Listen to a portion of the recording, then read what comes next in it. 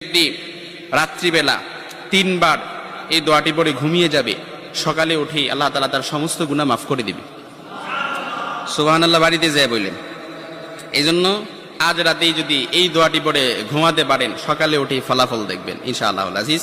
দোয়াটি আমরা সবাই পারি, তবে আপনাদের মনোযোগ আকর্ষণ, আপনারা একটু আমার দিক অ্যাটাচমেন্ট বাড়ান। আমি আপনাদেরকে বলতেছি, সবাই পারি, আমার সাথে একটু ঠোঁট মিলাবেন। আস্তাগফিরুল্লাহাল্লাযী লা ইলাহা ইল্লা হুয়াল হাইয়ুল কাইয়্যুম ওয়া আতুবু ইলাইহি লা হাওলা ওয়ালা কুওয়াতা ইল্লা বিল্লাহিল আলিয়্যিল আযীম।